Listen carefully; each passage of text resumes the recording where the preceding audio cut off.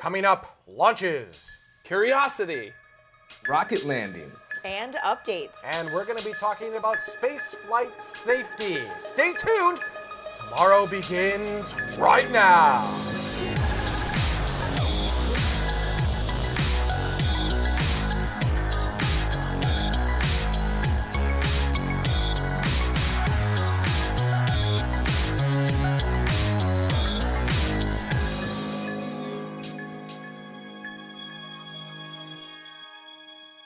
And welcome to Tomorrow, episode 903. That's season 9, episode 3 for Saturday, January 30th. Don't look at me that way. 2016. My name is Benjamin Higginbotham, and before we get started with this week's show, I did want to give a huge shout out to all of the patrons of Tomorrow who helped to make this specific segment of this episode happen. These are the people who have contributed $10 or more. You'll notice the list is getting longer and longer each week, so thank you all, Tomorrow Premier members, for helping to make this show happen. You can find out more information on how you can help crowdfund the shows of tomorrow over at patreon.com/TMRO. We're off for 2 weeks, so I have extra super energy. To my right, your left, we've got Jared Head. Dance. What's up, everybody? Dance. Got the mohawk coming back. It's looking nice. Yeah, thank you Coming very together. much. Directly over our shoulder, we've got Space Mike. Space Mike, welcome to the show. And of course, my beautiful, lovely, wonderful, and talented wife, Carrie Ann, joins us as usual. I'd also like to give a shout out to the okay, hang on, I gotta go back. It's Mini Stoge is at the International Space University, and it is the International Space University Southern Hemisphere Program. Thank you for watching live. We really appreciate it. All right, let's go ahead and get started with some space news. Because we were off for 2 weeks, we've got a ton of launches, so let's get started with the Belintersat 1, which happened via a Long March 3B rocket.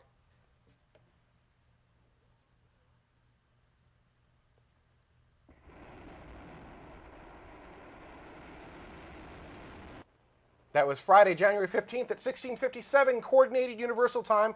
This is the first communication satellite for Belarus. It's a C-band and Ku-band transponder system. Basically, those are the frequencies going to be used. C-band is a lower frequency. It can blow through clouds and weather. Ku-band is slightly higher, which makes it a little bit harder to do that, but you can get more bandwidth on Ku-band than you can on C-band. Also, smaller dishes with Ku-band than with C-band. It's for broadcast television and radio programming. It's going to support also corporate networking, such as internet connectivity, and it's designed for a 15-year lifespan. Moving on, the next launch, I can't talk about because it's a SpaceX launch, so Space Mike, take us away. Well, on on January 17th, a new weather satellite that is designed to monitor the Earth's oceans, which is a joint project between the U.S. and Europe, launched successfully on a Falcon 9 rocket, and this was the final version of the version 1.1 rocket, which does not have the densified propellant. And with this launch, the Jason 3 is a polar orbiting satellite which launched from Vandenberg because most U.S. polar orbiting satellites can launch in a southern direction over the Pacific Ocean from California there. However, SpaceX's secondary objective on Sunday's launch was unsuccessful when one of the 4 landing legs mounted to the base of the Falcon 9 rocket's first stage booster did not lock in place, causing the 14-story booster to tip over after touching down on the mobile landing platform in the Pacific. And we have footage of that, Mike.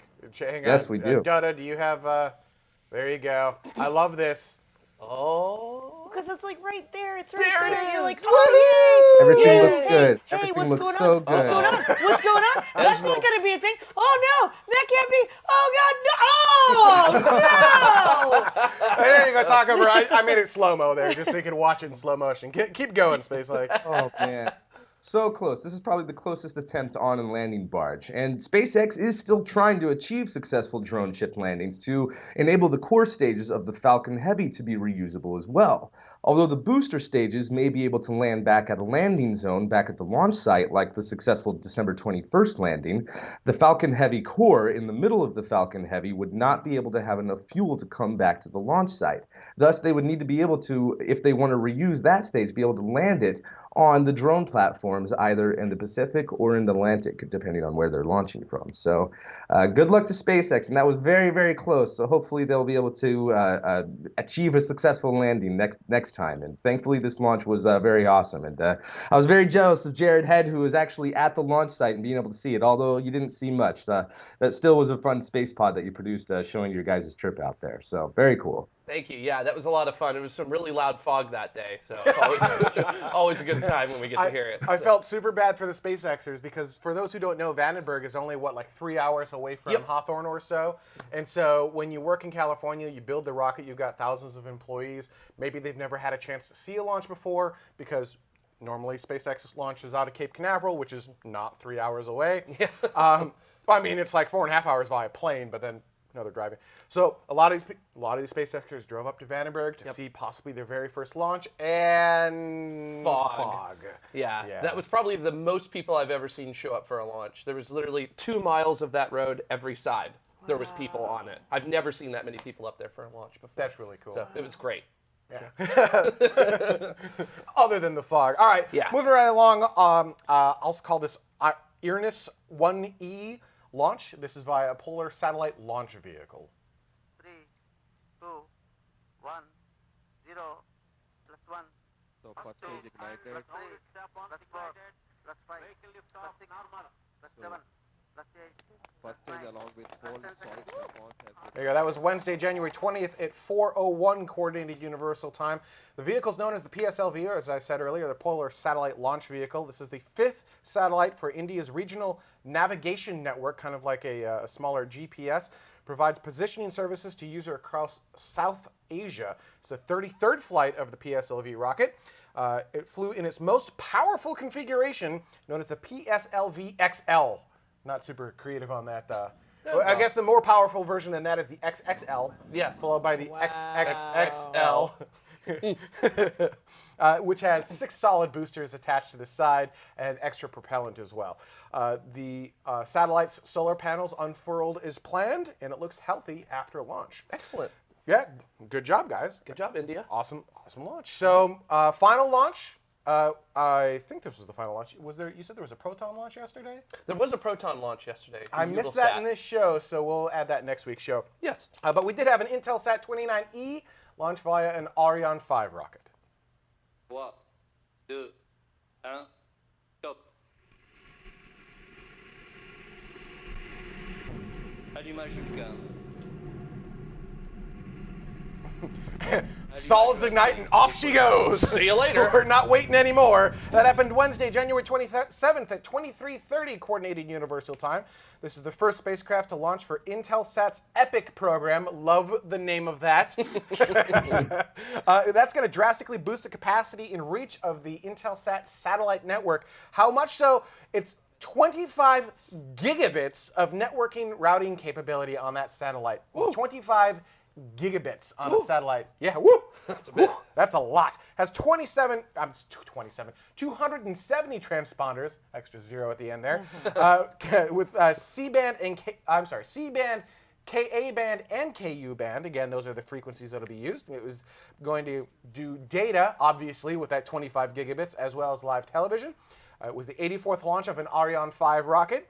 It was Intelsat's 56th launch to fly with Arianespace, and it's Intelsat's 137th overall launch since like the 1960s.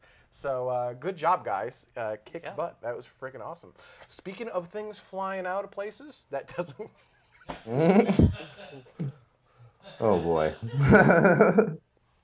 This is an inside joke. No, boy. I Nobody- tried to segue and I failed, and people complained, like, blah, blah, blah, stop joking about segues, but that was just so terrible, I couldn't not laugh at myself. Go ahead, just take The it. monkeys Just go. will fly out of my butt is all Apparently, that just it go, reminds just me go, of. just go. All right, so Spaceport America, we've talked about things flying out of Spaceport America, and finally something is sort of flying out of Spaceport America, kind of, sort of. So Google has all these different projects, and one of the projects that they currently have going on is called Skybender, or Project Skybender. Sounds like a movie. Yes, you're thinking of Airbender.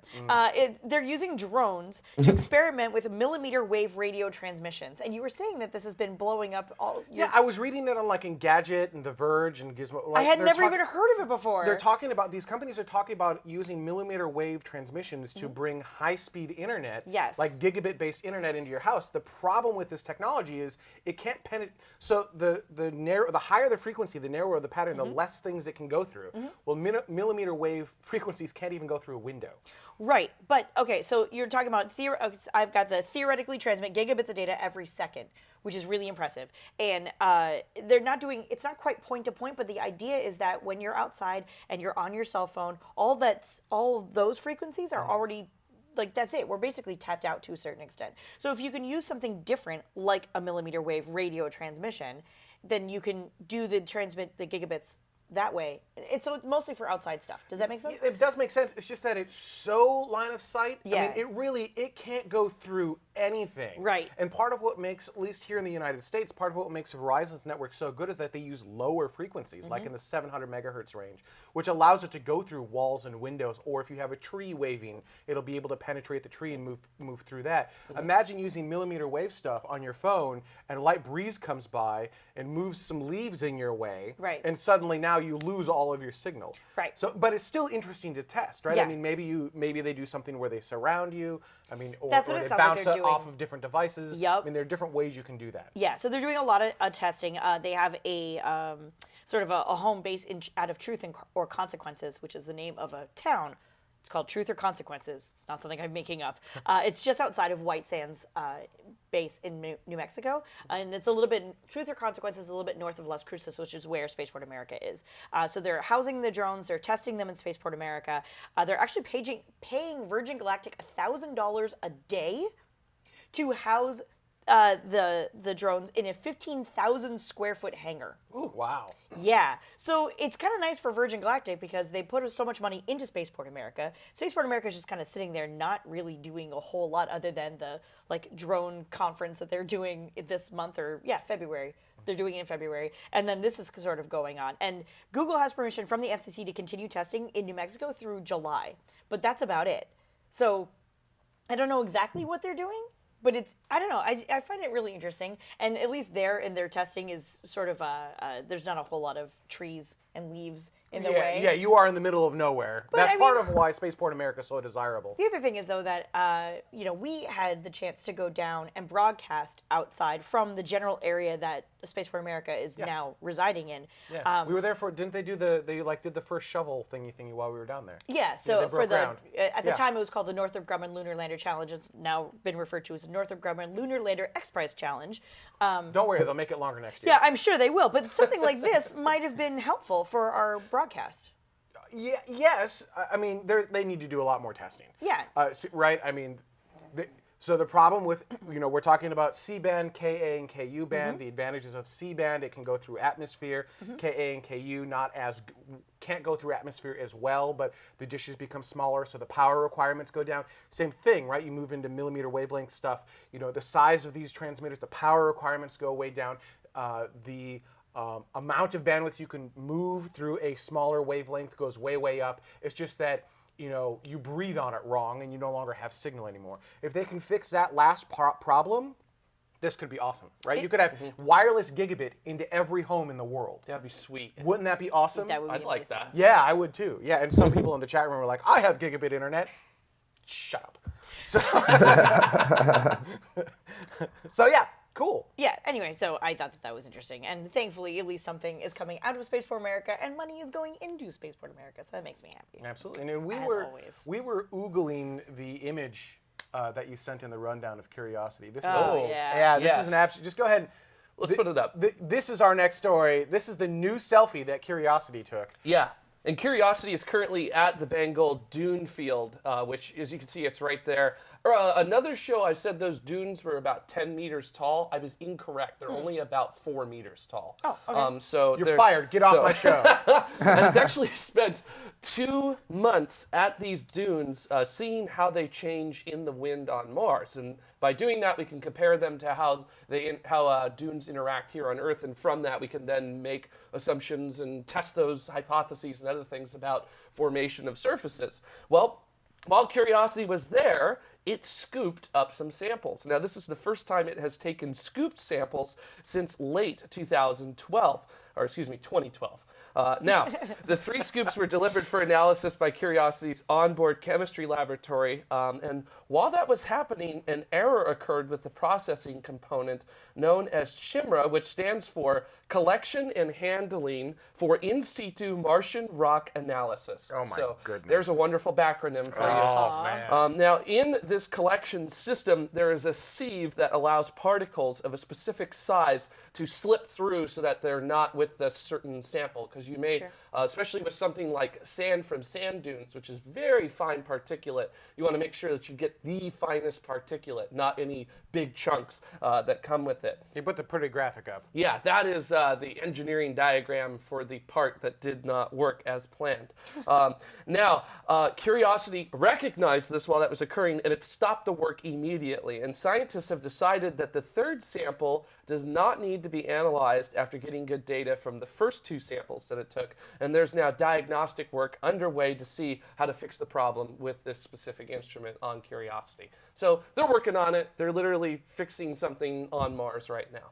That's really cool. Actually, Dutta, go back to the selfie picture of Curiosity. Bring that back up. You and I were talking before the show. Look at the damage to the wheels on Curiosity There's already. so much damage. Yeah, it turns out that the area that Curiosity landed at with its wheels, which the wheels are aluminum, by the way. And they're Aluminium. Aluminium. Very thin sheets of it as well. And there's quite a lot more damage than they were expecting. But when I was seeing Curiosity get built, the engineers said that you could literally take all 6 of those wheels down to the spokes that are inside of the wheels, and the rover will still be mobile at that point. So it's literally one of those things where they've designed Curiosity in order to sustain a huge amount of damage to its wheels. Wow. But obviously, seeing this much damage and not having expected this much damage to occur, they're actually going to try to rework that and build the next Mars 2020 rover a little bit stronger to make sure that doesn't happen. The Mars 2020 rover being based on the Curiosity platform itself. Yes. It was the secondary. Yeah, in order to second unit. save money on their budgetary restrictions that they have with it, they're basically building a clone of Curiosity, but with instrumentation more geared towards astrobiology as opposed to finding water. Because now we know that, the evidence is very clear that water was once present long term on the surface of Mars. Now let's go see if there are the actual biosignatures of life on Mars. Cool. All right, back to Carrie Ann. Talk to us about Blue Origin. So since we have been off for a couple of weeks, there's a lot of Blue Origin stuff that's sort of come out. They relaunched their booster, the same booster that they launched back in November of 2015. Right? 2015, because we're in 2016 now? Oh, my goodness. I just had like a weird mental thing right there. Anyway, so the same booster that went up, the New Shepard, went up, came back down in November. They relaunched it in January, which was really cool. January 22nd of 2016. That's why, because I have 2015 written here. Anyway, between the time that they launched the first time and the time that they relaunched, they replaced a couple of things. The crew capsule parachutes, they replaced the pyro igniters, and some software improvements. And the thing that I thought was really interesting that I hadn't actually heard about till I read this one particular article was that some of the software that they did was when they come back to land, instead of making a priority of landing directly in the middle of the pad or right on the X, they actually have the software prioritizing vehicle attitude ahead of the precise lateral positioning, as it were. Because when you watched it land the first time, it came in and they did like this swooping motion at the last moment. Right. And you're like, whoa! Yeah, that was a little... Yeah, it was definitely like, had to divert. we need to be over here now. Yeah. And Right. It really didn't. It would have landed just fine on the pad had it just kind of come in. And that's exactly the point. And so the initial software was like, no, you have to aim for center. And now it's sort of like, it's been described to me as if a pilot is landing on a runway and there's that middle line, if you're just a little bit off of that line, it's not going to be devastating. You don't have to jerk over in order to hit the line exactly perfectly. You can just land as long as you're on the pad and it's safe and it's in a reasonable amount. So I thought that was really cool. So some of the changes that they made. So you'll notice that the second landing was a little bit just bink, but they're not quite exactly center. It seemed like this time as well, the second landing, it kind of like stopped at a hover for a second before coming down for the nice final landing. Yeah, so I don't know if that was like the software like thinking, hey, what do we do now? Oh, okay, we can do that. I'm not sure what was going on there, but yeah, but it was, and it didn't make the little move over, which I thought was kind of interesting. From here on out, they're going to be making sure that they're testing a lot, just dozens and dozens of times over the next couple of years before carrying people.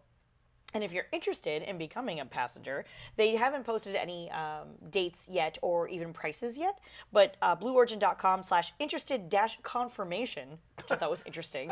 Not just interested or please email me or anything. Interested-confirmation. You can sign up for a little email information there. Cool. Aside from that, they are planning on doing uncrewed payloads later on this year.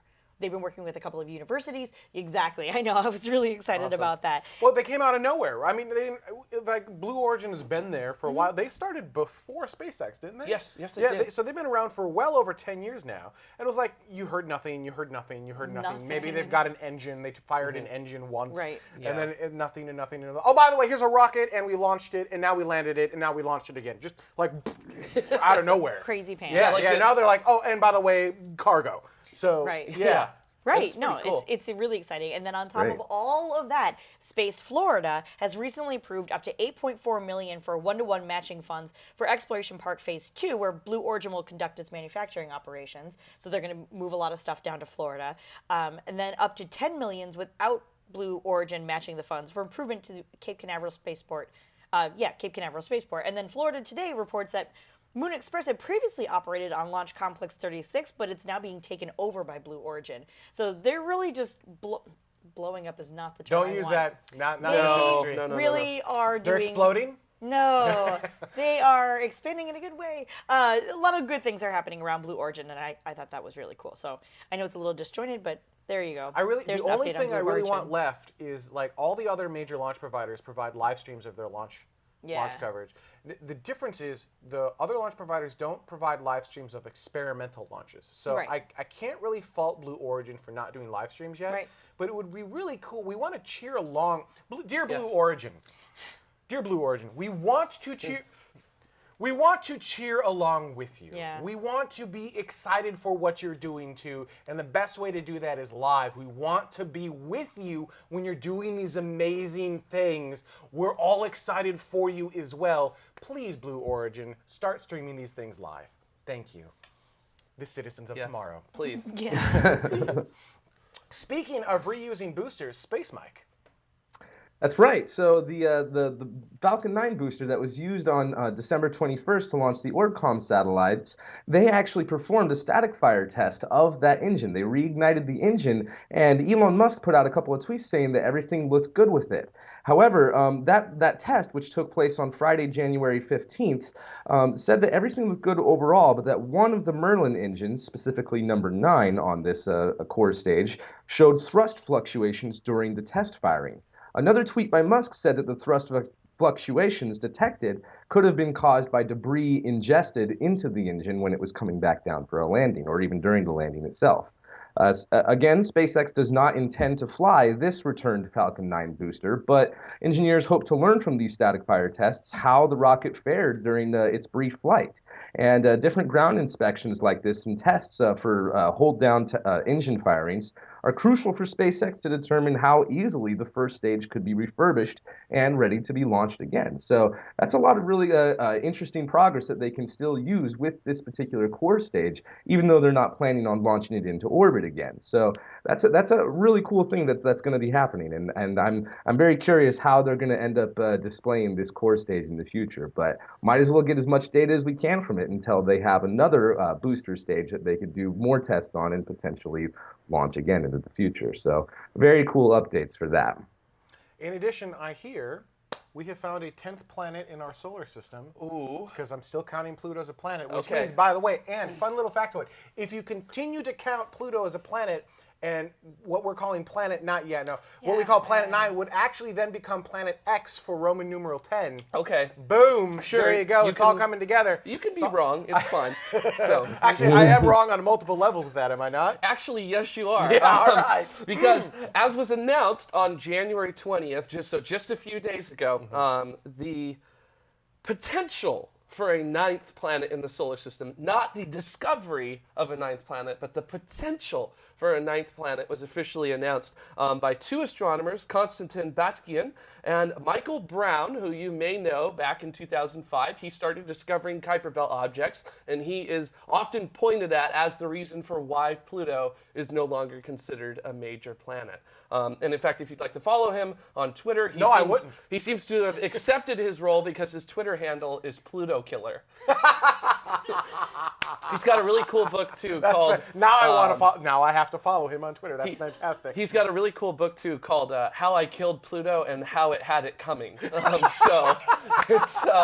He has very much embraced his role, having done that. Well, they announced evidence for a potential new planet in the outer solar system, not the actual discovery, but just evidence. And it's really cool because they originally set out to disprove the idea of a massive planet in the outer solar system. But then this came up. Let's take a look at the image. So this here is one of the images that they have provided of what they have done with some of their research. So those purple orbits you see right there are current orbits of actual Kuiper Belt objects. Now these Kuiper Belt objects are basically these big icy masses in the outer solar system, basically the leftovers of the formation of the solar system 4.6 billion years ago. So they're out there, and they would have expected a random distribution of these Kuiper Belt objects, which means that all of those orbits should be in different directions, different inclinations, different eccentricities and elongations and all the other fun stuff. But when you look at them, they're not. They are very much together. So some gravitational object is pulling them together. Exactly. They think that the Planet 9 that would be out there would have about 10 times the mass of the Earth. Now, what's so cool about this research is that it gives us a framework of where to actually point the telescopes. So they know exactly where Planet 9 should be at right now. And they're going to be beginning a dedicated search sometime in the middle of this year. They expect to find it within the next 5 to 10 years. And if they don't find it, this could lead to another explanation that may account for that weird distribution of Kuiper Belt objects. Now, its expected orbit would take it out about 96 billion kilometers from the sun, which, just to give you an idea, that is... How many football fields is that? That's quite a bit. That's 20 times further than Pluto goes at its furthest point in its orbit. And that would mean that it goes around the sun once every 10 to 20,000 years. How long did it take for New Horizons to get to Pluto again? Was it like 7 years? 10 years. 10 years? Or nine and a half, technically. Nearly So, 10 years. Yeah, so that would mean that it would literally take 180 years for a probe moving at the speed of New Horizons to get out to where we would expect Planet 9 to be at right now. Wow. Yeah, so it's a little bit further out. So stay tuned. We'll talk about it maybe during season 15 or 16 or 17.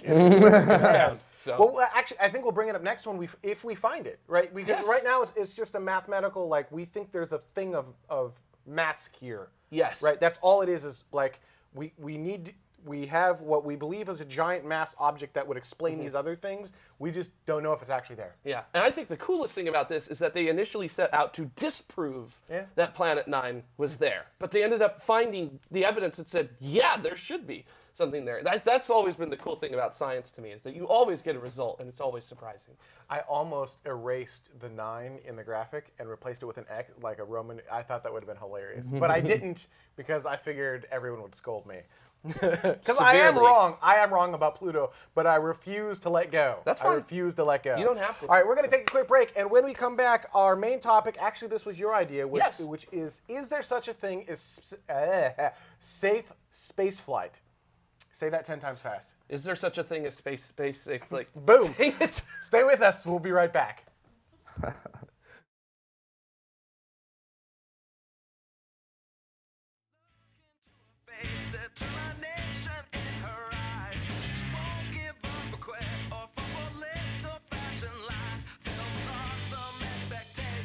This girl's a fascination.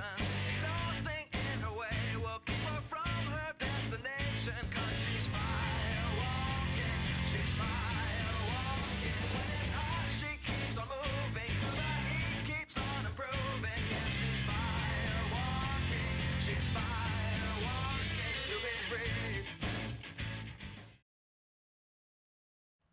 And welcome back to Tomorrow. Now, before we get started with our main topic, I did want to give a huge shout out to all of the patrons of Tomorrow who have helped to make this specific segment of this episode happen. These are the people who've contributed at least $5 or more to this specific episode. And you can find out more information on how you can help crowdfund the shows of Tomorrow over at patreon.com/TMRO. Also, I did want to say for all of our patrons that are at the a certain level, I don't remember what the reward level is that includes it. It might be all of them.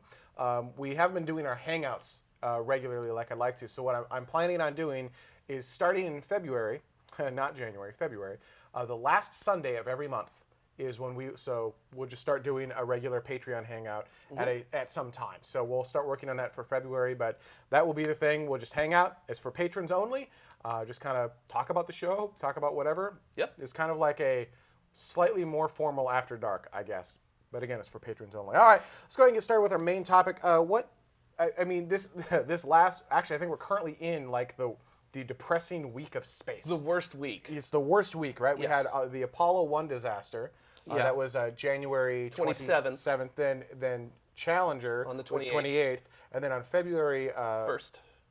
1st. Yeah. Thanks. Yeah. You're right there with all the dates. I'm like, Yeah. February 1st, that was Columbia. And so that sucks.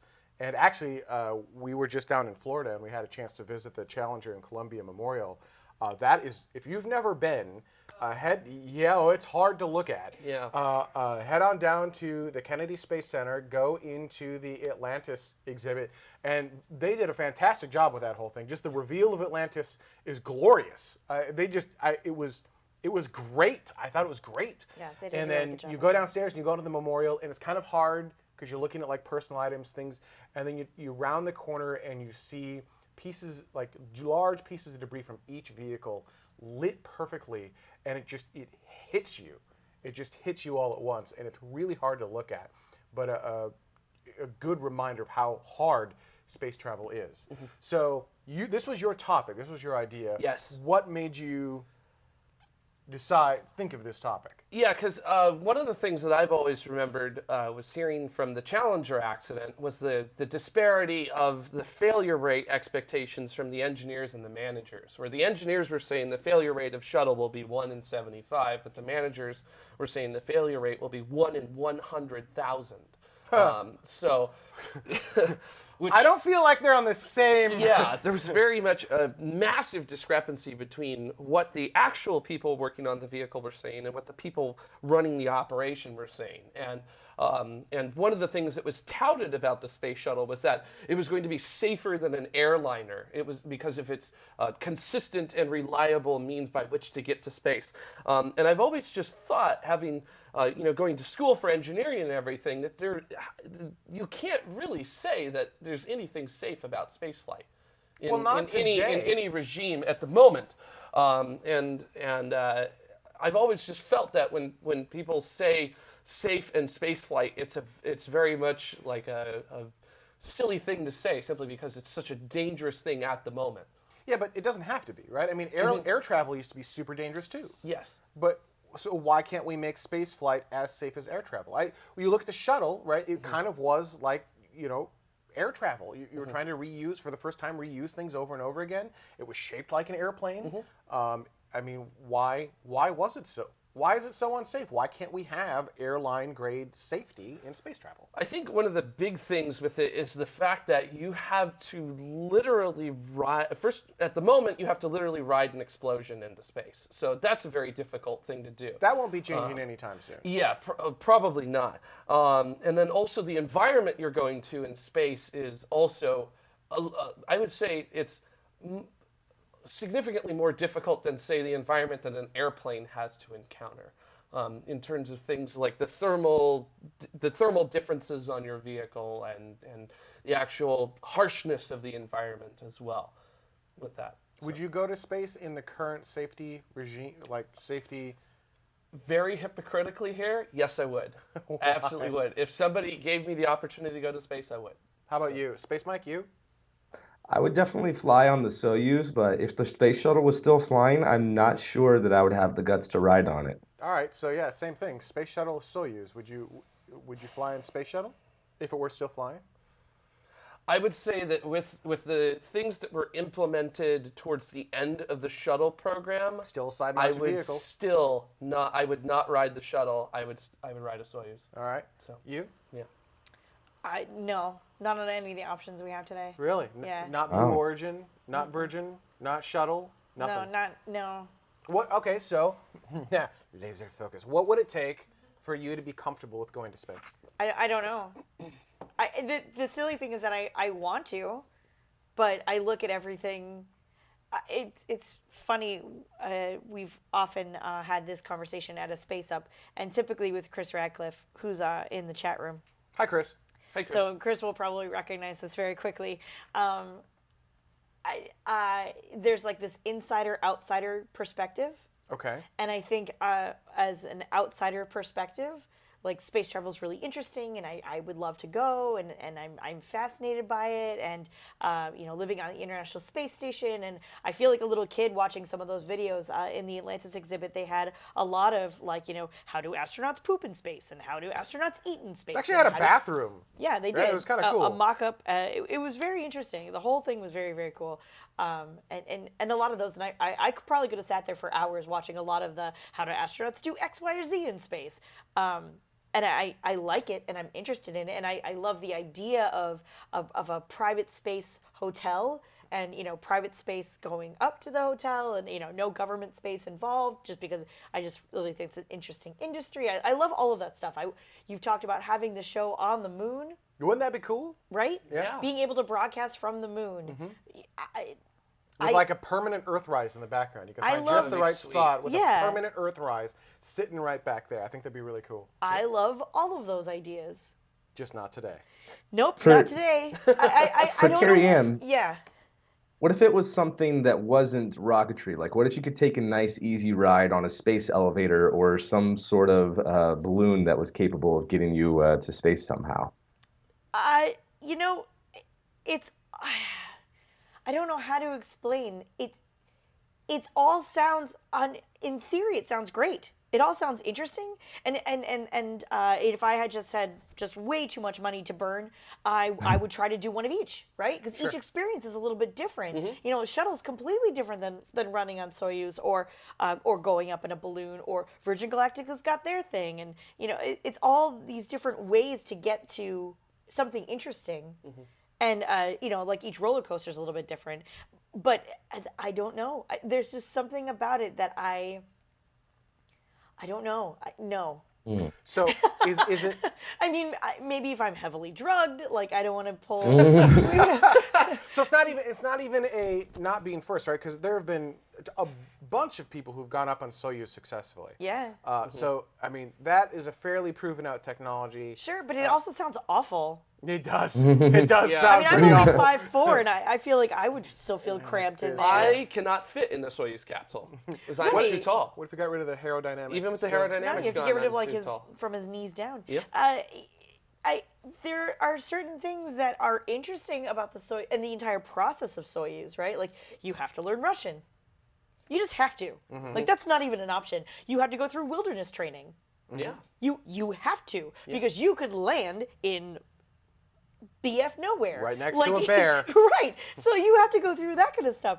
And that's interesting, but no. No. I even hesitate to say I want to feel as though I would be comfortable enough to go on a parabolic arc or parabolic flight, like a 0G flight. Sure.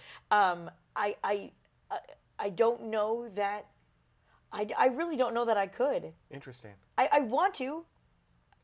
I don't know that I could. So what I'm hearing you say is I can buy myself a Virgin Galactic ticket. That's not what I said. That's what I'm taking away from this.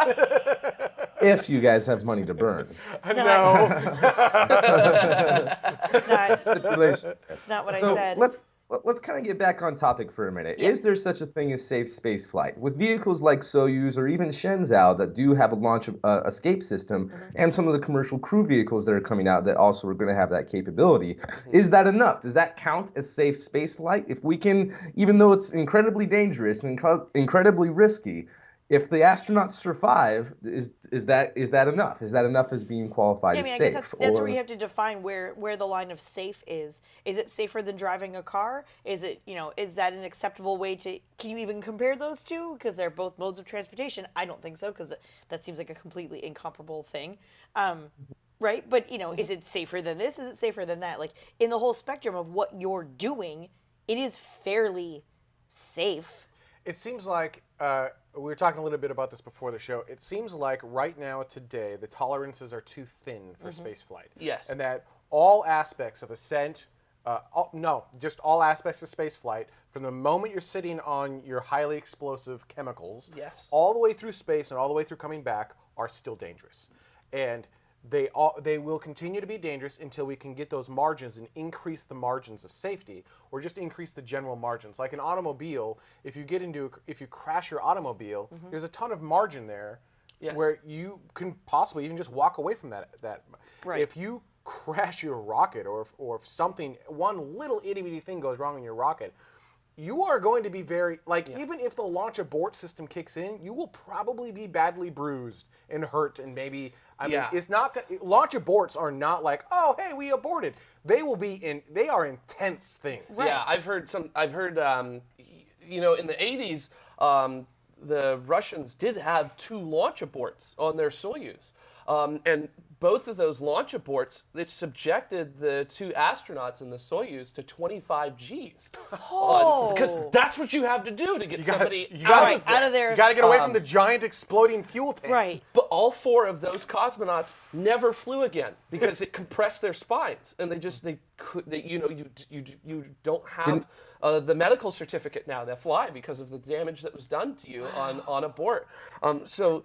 Even if I remember right, didn't that, even one of those cosmonauts break his teeth? He did, yeah. As soon as the engines fired, he didn't have his teeth. He didn't have his jaw shut, and it shut his teeth, and it broke his teeth, which is just not a pleasant thing to think about. So I think we need to increase those margins.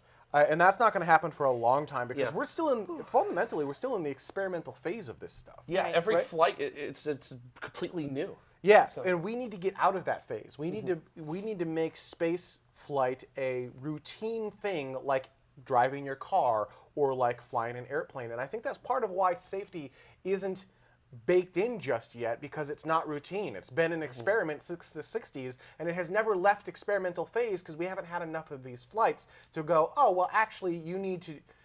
You look at airlines, again, they were not very safe in the beginning. No, but then not at all. We had agencies go through, look at all the accidents, look at all the problems, and go, well, actually, if you did this, you could make it much safer. If you did that, you could make it much safer. But we can't add those regulations right now. Yeah. It's the wrong time to do that because we haven't had enough flights, and if we try to add those regulations, it'll just destroy the industry. Yeah. So we need to fly a lot more often. We need to gather a lot more data, and with that data, I hate to say it, there will be accidents, there will be problems because we're still experimenting. Hopefully no one's life will be lost, but realistically that happens on every method of transportation. Yeah.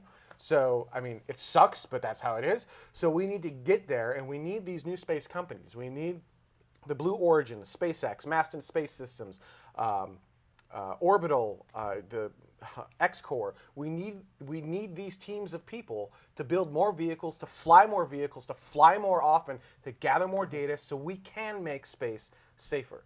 Yeah. Now, can we ever make it as safe as an airline? I don't know. Say probably not in the next century. Air travel's, I would argue air travel's a lot harder than automobile travel. Yes. But it seems like it's way safer than automobile travel. Well, I think it's way safer simply because of the fact that you are not going into, or your car is not running all the time because you're not attempting to make money off of your car. If you're an airline and from the moment your plane lands until the wheels are up from takeoff, you're losing money on your airplane. With that. So you, as an airline, you have incentive to keep running your vehicle 24 hours a day, as long as you can, continuously for, I don't know how long they run for, maybe like 20,000 to 30,000 hours or something like that. Sure. You have the incentive in order to keep it going continuously, and from that's where the increased safety comes from, is simply because you're putting on more mileage or more hours or more distance per fatality than you would with a a vehicle like a car or something. Yeah, but Dutta also brought up an interesting point before the show is, it doesn't take a lot of training to drive a car, but you have to you have to go through quite a bit more training to, say, fly an airplane. So that may have part of it as well. Well, Ziegler brings up air travel is safe because 99% of the trip is far away from other aircraft, just like highway travel is safer than city streets. That's a very good point too. Yeah, your proximity makes it so that you're not at risk of doing that. Right. The vehicle itself might break down, but you're not having another vehicle crash into you. That's fair. Yeah, that's fair. Yeah. All right. So, what do you guys think? What internet? Do you think space travel will ever be safe? Do you think it'll be safe within your lifetime? Do you think it'll be safe soon? What will it take to be safe? And then, of course, as we were just talking earlier, would you fly today and or in the future on any of the options that have been thrown out there? I was enjoying the chat room of basically like, I'll fly on Cargo Dragon, just stuff me in a box, I'll take my chances. So would you fly on something like Cargo Dragon and just kind of cross your fingers and hope to survive? Or would you wait for a Crew Dragon, or would you wait for maybe a whole lot of other people to do this to prove out that this is safe? Or would you never do it? Like, you're kind of in a, maybe not never, but definitely I haven't seen it yet. Yeah. I haven't seen it yet. So what do you think? What would you like to do? Leave your comments, Twitter, Facebook, or on YouTube, wherever you'd like. We're going to take a quick break, and when we come back, comments from our last show. So stay tuned. We'll be right back.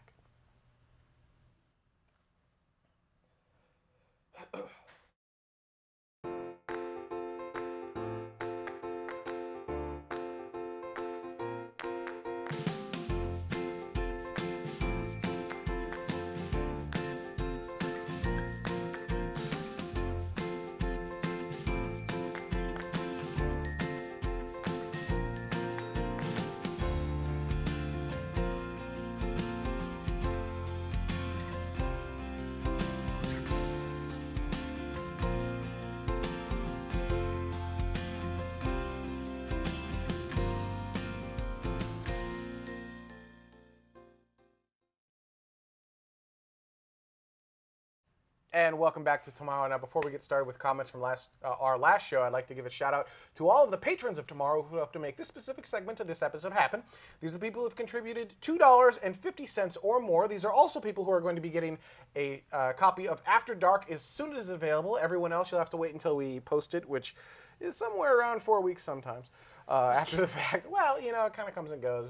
We make them go. But wait, there's more. We've also got, if you'd like to get your name in the show, you can do that for as little as 1 penny per episode. 1 penny, get your name in the show and other perks as well. To find out all the different reward levels, the perks, and our goals, head on over to patreon.com/TMRO. All right, let's go ahead and get started with some comments from our last show. So, Comment Lord, take us away.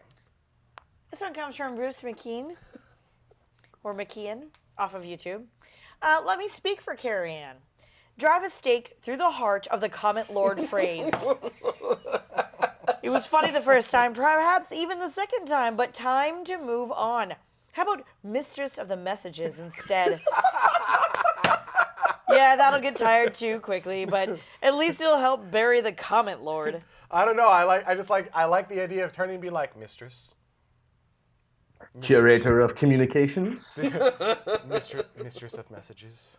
Yes, mistress. All right, Mistress, take us away. All right, Bruce. We will hereby retire Comment Lord. Although I will say, I do enjoy doing that. That's why we continue to do it. Although we are going to start calling her Mistress from now on, and that will get tired. But I'm still going to do it anyhow. So, Mistress of Messages, Carrie Ann. Mistress. Thank you. I have a name. Mistress Carrie Ann. Foreigner of the I'm consonants. just trying to stay on her good side as much as I can. Mike's like actually leaning off to one side. Okay, so this one comes from Deliverer of the vowels. just the vowels. Could you do this one just with the vowels? Sure. Sure. All right. E-in, O-E, O-N-O. Oh, All right, now go ahead. referring to the potential outgassing problem with laser/metallic 3D printing, a non-propulsive vent similar to that recently replaced on the International Space Station to get outgas module overpressure, to outgas module that's overpressure, could solve this issue. Of course, a centrifuge would seem to be an obvious solution to prevent microgravity difficulties with free-floating powder. Yeah, That seems like a basic one we should have caught in the show, and do not think for a second that we weren't slammed in the comments for being like, dude, how did you guys not think of this? Yeah. We somehow didn't. Apparently. We somehow didn't, but you're totally right. You are right, Internet. Not often that I say You are that. correct. You are correct. A centrifuge, and then you would still need to outgas it, but you could possibly just dump it overboard, which is basically what you're saying, would potentially allow for direct laser metal sintering on something like the International Space Station. That would still need to be tested, but yeah, if you can create some gravity, or at least some artificial gravity, that might work.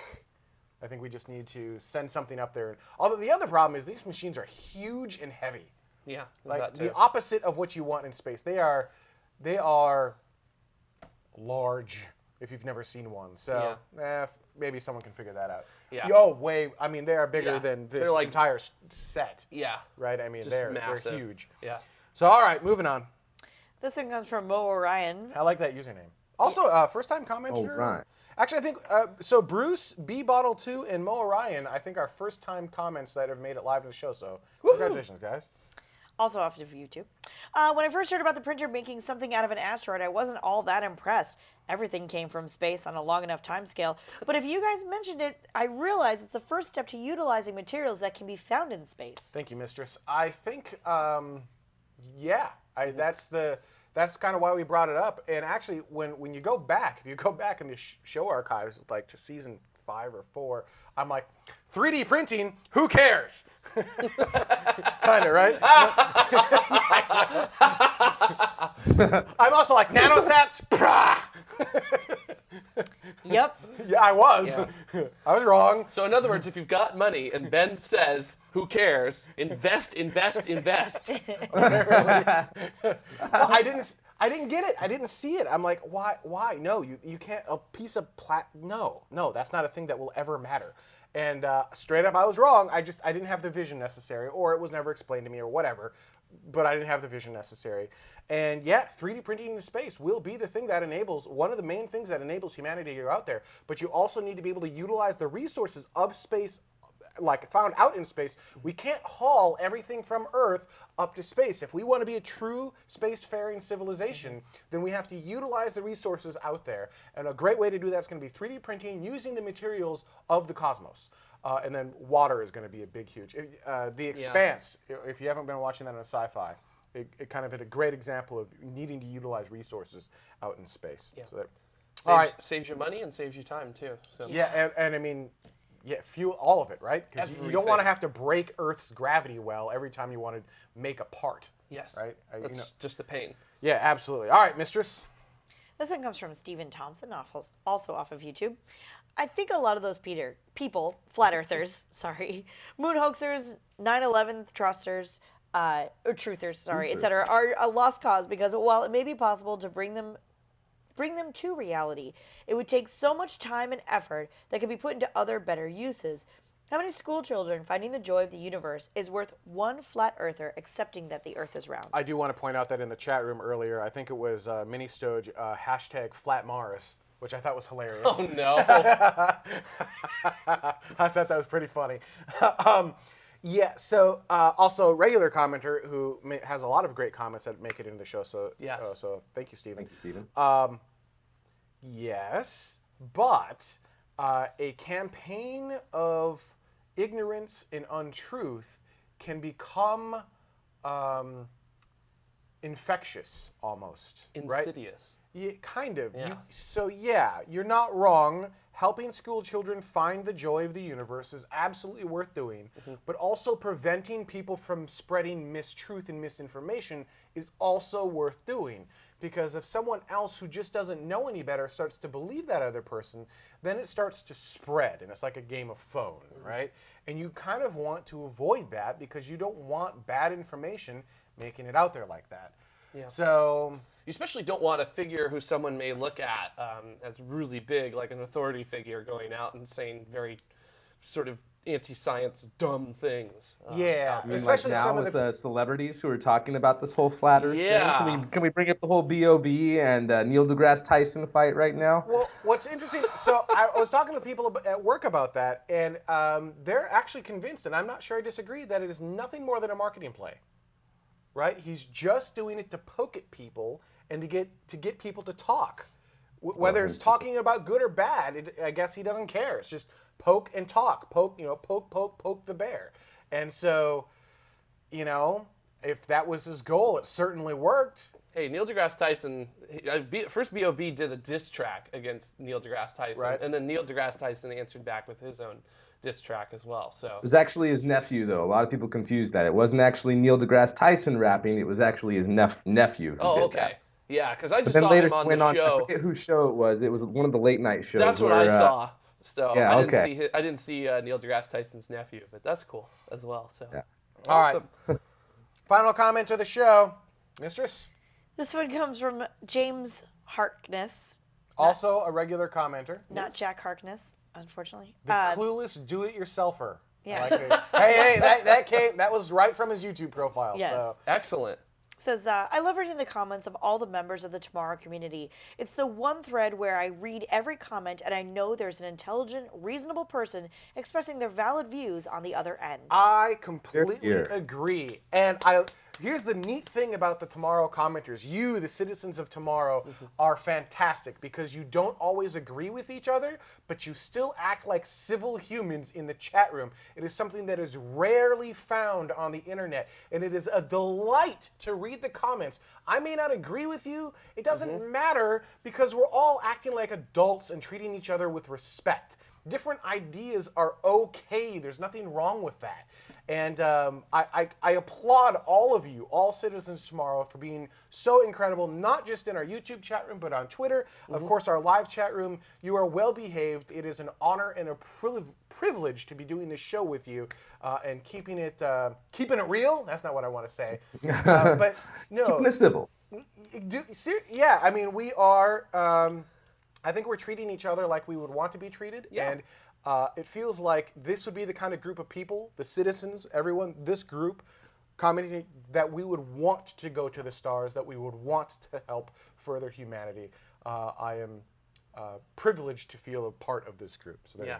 how's that? I always love reading the comments and hearing from people on Twitter too. It's just you guys are the best. You guys are the best. You're the best. We love you I guys. think it's admirable too how everyone has an open mind. Like anytime that anyone gets in arguments, if you can even call them that, I always learn a lot from different things of sharing different information and points of view.